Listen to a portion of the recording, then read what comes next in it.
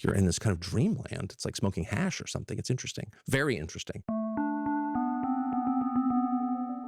Yeah, I'm sure that Tucker Carlson's gonna like tell you in your face what he actually believes in. Sure, that's how we get to the truth. But sure, the interview can contribute a lot. Sometimes he does spill his particular perspective of geopolitics and his particular perspective of class. He has spilled in multiple interviews that I've watched. Navarro, and I'm in Maine to interview Tucker Carlson. For many years, Carlson was one of President Trump's most vocal supporters. I mean, I've always agreed with Trump's policies, always. And here I am with a full-throated, utterly sincere endorsement of Donald Trump. But recently, Carlson has publicly broken with Trump. He's not only come out against Trump's decision to go to war with Iran, This is the single most foolish thing any American president has ever done. he now says It should probably be like a button that I press that gives you my thesis on Tucker. Tucker is a proper modern day reactionary who understands that old neocon and even MAGA approaches to doing the reactionary pitch can no longer work because they're not underpinned by high life standards. What do I mean by this? Straight in your face lying about what you're going to do with your platform as a candidate can work when people don't necessarily have to care, when there is a certain level of privilege, when, the treats flow. But Tucker is very conscious of the fact that the United States is an empire in decline. He has said it many, many, many times, and he understands that in order to upkeep and in order to put a Band-Aid on said decline, the capitalists must offer a hand of reform over to the filthy, unwashed masses in order to preserve stability and, in the long term, allow for further imperial conquest. So, the LDR, he thinks very adequately that just talking out of your ass and not following through no longer works because everybody's broke. So Tucker's platform is going to be one that probably even offers some economic reform for working people underneath a very, very dark and reactionary social pitch. He is realistic about the prospects of past reactionary pitches, and he is ready to upgrade it. He is a true student of the perseverance of capital, and he understands how the proletariat, the workers, and not only, need to sometimes get a leg up in order to preserve the status quo. He's a Sotsdem. He is a weird, in a crazy way. In a crazy way, he's a national socialist. At least that's what he's got to be. But in the true meaning of the word. Anyways, I'll let this play and I'll go take a shit and I'll be right back. I genuinely have to take a shit. In the meanwhile, I want you to come up with the best jokes. Okay, I'll be right back, my brothers and regrets sisters. supporting the president We'll be tormented by it for a long time. I will be. and has become a vocal and influential critic of the administration. This whole thing is like dooming anyone connected to it for the foreseeable future, including the entire Republican Party. This puts Carlson at the center of a major battle on the right over Israel, over foreign interventions, and over the post-Trump world itself. Here's my interview with Tucker Carlson. Tucker Carlson, Thanks for having me. very excited for you to be here. Thank you. In Maine, we should say. Any excuse to come to Maine is always a good reason. Most people don't come to this part of Maine, so I'm grateful that you did. All parts of Maine are good parts. I wanted to sit down with you for a number of reasons. You've been at the center of conservative media, obviously, for a very long time. By extension, it's politics. And I want to get your perspective on this moment, on your evolution, your worldview.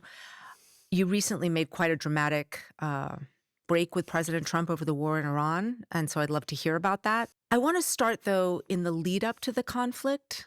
You said that you spoke to the president several times about the plan to attack Iran before it actually happened on February 28th. I'd love to hear a little bit about that. Was it just you and the president in those meetings? Can you just give me a sense of what was going on there? Well, I've been speaking to him about Iran for 10 years. Right. literally since 2016, maybe 15, because there was enormous pressure on him, as there has been on many presidents, to regime change Iran. And we know, based on our experience with a much smaller country, Iraq, that's a tall order, and it doesn't necessarily lead to a place you want to go, and it's not good for the United States. So anyway, and Trump knew that, and that was one of the main reason actually, that I supported him during my time at Fox News and campaigned for him. And so it was really central to my views of Trump's candidacy and presidency. And so when it became clear in June that we were starting down this road toward a regime change war with Iran, I was baffled. I was very upset, not because I have allegiance to Iran, but because I thought it would be terrible for the United States, as it has been. I could see exactly where this was going, and he was under enormous pressure to do this, as all presidents in my lifetime have been. So we talked a lot in June. He embarked on this effort to take out Iran's nuclear program, which was really just the opening salvo in a regime change effort. He knew that. I told him that. Charlie Kirk told him that. We did it. We got out. And then it became clear this winter in January that we were moving toward this thing that we're in now. And I was just absolutely panicked about it. Did he explain to you why he wanted to take the country into war? I mean, I'm just trying to understand the dynamics of that conversation. What was he Well, there were saying? multiple conversations. Right. I flew to Washington 3 times in the month before, 5 weeks, 6 weeks before, and met with him in the Oval Office alone, and people file in and out with the White House Chief of Staff, the Secretary of State, et cetera. Had lunch with him on one of those occasions, and then I spoke to him by phone many times on this topic. And he would begin almost every conversation with, "Do you want Iran to have a nuclear weapon?" To which I said, "Well, I'm sort of opposed to nuclear weapons. I don't want nuclear weapons. I don't want Israel to have a nuclear weapon. I don't want anyone to have a nuclear weapon. It doesn't seem like a good thing." But that's not the question. The question is, what do you do about it? And that was kind of the end of the rationale for doing this. He never seemed enthusiastic about it. And I would say, well, here are the potential effects of this. Obviously, the geography of Iran being the most important fact of Iran. Iran is not a military power, it's an economic power. That was obvious because it controls the greatest span of coastline along the Persian Gulf, which is the source of a fifth of the world's energy, et cetera, all well known now and well known to him then. And he, I think, perfectly understood the consequences. Why was he taking your calls then? Because if he knew your position and he understood the perils, I mean, was he trying to convince you to back the war? No. He made no effort to convince me at all, other than to say it's going to be all right. Everything's going to be okay. And I just didn't feel that way. None of this, I should say, was about Trump or my relationship with Trump or my feelings about Trump or his hair color or anything like that. I just didn't want the United States to go to war with Iran. And my strong feeling by the end of those conversations, which was the last one was probably a week before the war began, was that he felt he had no choice and that he was resigned to it. He was unhappy about it. He didn't seem enthusiastic at all. There was no effort to say, once we do this, the United States will be at peace, we'll be safe, we'll be more prosperous. There was none of that. You speak to many people in the administration, and I'm just trying to understand the fault lines over this. I mean, who was for the war? Who was against it while all this was being discussed? I mean, I'm guessing to a certain extent. I do talk to a lot of people there still, but I don't work there. So I don't, sure. It's hard to really know. There are people with a long record of making bellicose noises about Iran. They still work there. So specifically the Secretary of State / National Security Advisor has, said for many, many years, Iran is the greatest threat we face, which is a ludicrous statement, but has Talking said about Marco Rubio. that'd be correct. But that said, I didn't hear a single time from anyone, including from the Secretary. Okay, ladies and gentlemen and enemies, your boy is back. Apologies. Oh, I was looking at you the entire time. So, and I was listening in on this beautiful thing you guys bought me. Allows me to listen to the show anywhere in the apartment. State himself, who I spoke to about this, any enthusiasm for doing this. My strong impression, and I could be wrong because I don't work there, is that no one in the building was pushing for this, at least overtly, that all the pressure was coming from outside. Constant calls from donors and people with influence over the president, well-known Rupert Murdoch, Miriam Adelson, et cetera, et cetera, et cetera. And then a small constellation of I guess they'd be called influencers, beginning with Mark Levin, but there were others, Sean Hannity, pushing the president to do this and telling him that you will be a figure out of history, you will save and redeem Israel or something. I think that was the case they were making. And I didn't hear of anybody making the case that this would be good for the United States. I don't think that was ever a conversation. I mean, there's been a lot of speculation about the president's mindset during this period. Yes. And part of it is, of course, Roy's trying so hard to throw the blame on anyone but white supremacy.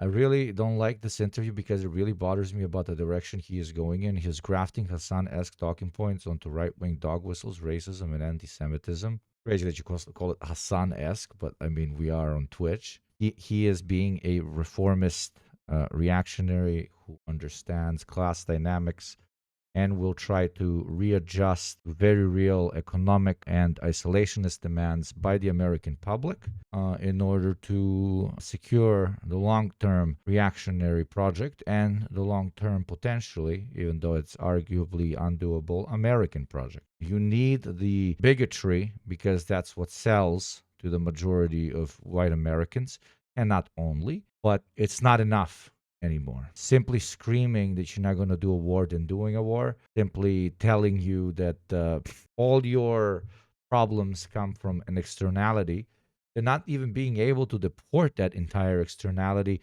or not fixing the economy while pretending to have deported the externality, or fixing the economy and deporting the externality. Any of those options no longer work because people are broke. So the old school approach of just lie to them until it works, fake it till you make it, of conservative politics doesn't work anymore. There is no space for a project like that to breathe in. Така ли, западни Теса Тесанович пусти će bilo koga da kaže bilo šta i zato ljudi misle da je dobar novinar. Da?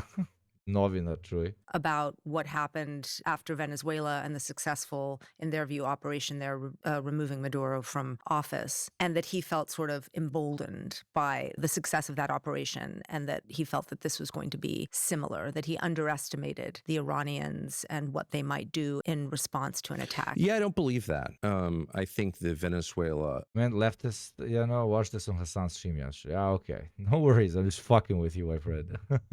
National supremacy is currently more beneficial for capitalism than white supremacy. Is a diverse nation and a large amount of the population isn't white. In order for fascists to have the in-group be the American nationals to keep imperial system going. But that's exactly what they do. They keep ethnic division as a tool for domestic control, but then they call on national cohesion, the cohesion of all the nationalities of America into a greater American nation when it comes to going and killing people abroad. You're completely correct, but they do both at the same time. It's even more genius. Somehow they wanted the cake and to eat it too, to be racist domestically, but to be united when they fly abroad. And they managed to an extent to create conditions which allow for this sort of setup. I mean, look at how diverse the American military is. And keep in mind what I said, create the conditions. It's not only ideology, okay? You don't have a young black kid joining the military just because of ideology. Most of them joined it because of economic disparity, etc., etc., etc.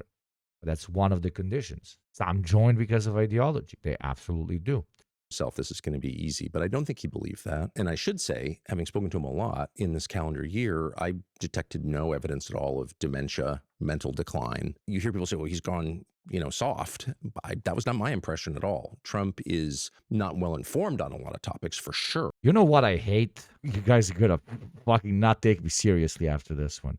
I hate that I love this aesthetic. I love this like cottagecore fascism. Not cottagecore like cottagecore white civilization trope. That's, I think, what I would call it. I hate that it works. The set, he's always in sets like this. He's always in wooden houses. Always, 24/7. His clothes sometimes work, sometimes not. I like the cashmere sweater and a shirt. For him works. This time that really doesn't work. One is tucked in, one is not tucked in. Like, this is absurd, okay? And this sweater, Jesus, that's why I fucking hate these cashmere sweaters. It looks like shit. It's got it's old. It's got all the fucking everywhere. I despise it. His nails aren't even properly cut. His hair is absolute fucking garbage. Yeah, he didn't want to do this interview. Usually he looks a little bit better. By better, I mean he does the whole civilized white suburban or forest gentleman thing. At least he got rid of the bow tie. That was embarrassing. That was embarrassing. Lumberjack core, cottage core, grandpa civilization shit. Yeah. Formed on a lot of topics for sure. But the reason, like, this even works on me. And my dad dresses all in black, and he basically dresses like a Gen Zer. So it's not like a dad thing, but I can see how following this aesthetic, you're the father of the nation, especially for white Americans. They identify him as daddy, and then, higher chances of supporting them. Ignorant on a lot of topics, but he has kind of remarkable powers of insight into people and power dynamics. Like, you don't get to be president by accident. The guy's smart. Have you considered that he's just a white heterosis male? No, because his gender is media personality. His gender is unironically media personality. Smart in the ways that matter politically. And my strong read was that he was doing this against his will. Famously, the head of the Counterterrorism Center, one of the top intel officials in the country, Joe Kent, resigned shortly after the war began and said... What do I mean by that? By that, I mean that, like, when you're in this business, you craft your aesthetic. You don't go with your aesthetic. Here on stream, we go with our aesthetic. But my aesthetic is wearing a mask, obviously. I've been born with this condom on my head.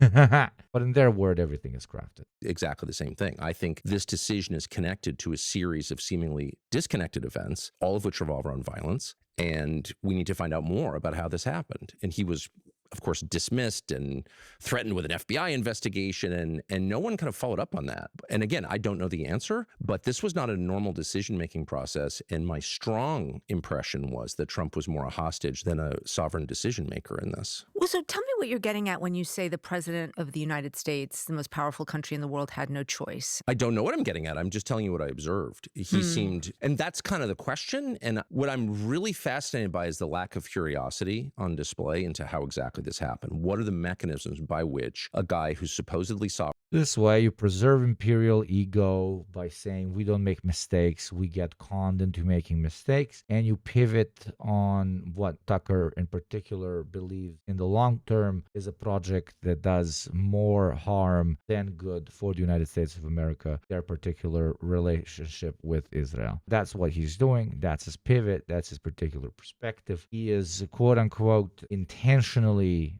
missing the trees for the forest, because when he wins on when he runs or helps someone else run on a no war platform, it will be no war but with China. That is his main foreign policy directive. Domestically, he wants to do some slight reforms so that the working masses don't start revolting. He wants to be FDR light. And when it comes to foreign policy, he wants to work with everyone that wants to work with them against the PRC and very aggressively combat them economically, militarily, etc., etc. That's what he's about. Not that deep. In charge, granted this authority by voters, can't make a decision in the country's interest or even in his own interest. He knew, and I know he knew because I talked to him about it directly, that the potential consequences were profound and profoundly bad. The end of his presidency to start, which I think it has proven to be, he knew that. This is my read, and I could be completely wrong. I don't know what's in his head, and I don't want to overstate my knowledge at all, but this is my strong perception on the basis of many conversations on this topic. He felt he had no choice, and he said to me, everything's going to be okay. Because I was getting overwrought. Don't do this. The people pushing you to do this hate you. They're your enemies. This will destroy you. It's interesting how futile the U.S. position is, and they are only just realizing it. Were it not for nukes, we could largely just leave them to their own devices, pretty much. One could say so. Gravely harm our country. We've got kids. I'm hoping for grandkids. Let's not go there. And he said, it's going to be all right. He said, do you know how I know that? And I said, no. He said, because it always is. There you go. That's he hates that. He despises that. I read his fucking book. In it, he goes on massive rants about how fucking stupid the political establishment of the United States of America is. He literally calls the American elites fucking stupid for thinking that everything's always going to be okay, and that the little guy is just going to tolerate living in poverty forever without eventually losing their shit and, quote unquote, being co-opted by negative influences such as communists, etc., etc., etc. Teddy Rooseveltian optimism there, but that's not really what it was. And this is my read. That was more a kind of justification from a man who feels he He has. says cope. He's saying that Trump was coping. That's what he's saying. And that is my strong view, and not just my strong view, the view of others who were around him and involved in this deliberation, to the extent it was a deliberation, which is not much. Who are the other people around him who had that view? I can't speak for the views of others, but I will just say once again that I never saw, nor did I hear about anybody who works for the Trump administration, anybody who was enthusiastically pushing this war on Trump, going in and being like, you know what? You want to be a truly great, you want to make this country great again? We need a regime change effort in Iran. And instead, there were a lot of cowardly people, as there always are, and Trump engenders cowardice in the people around him through intimidation. And there is a kind of quality that he has that's spellbinding. And I think it probably literally is a spell. And the effect is to weaken people around him and make them more compliant and more confused. And I've experienced this myself. You spend a day with Trump and sort of like... And the libtards, watch this, man. We are cooked. You don't see the appeal? I absolutely see the appeal. Fucking terrified. Yeah, there's nothing new we can learn about Tucker from this interview that we don't already know on this stream. If you want more information, go watch the actual What Does Tucker Carlson Really Believe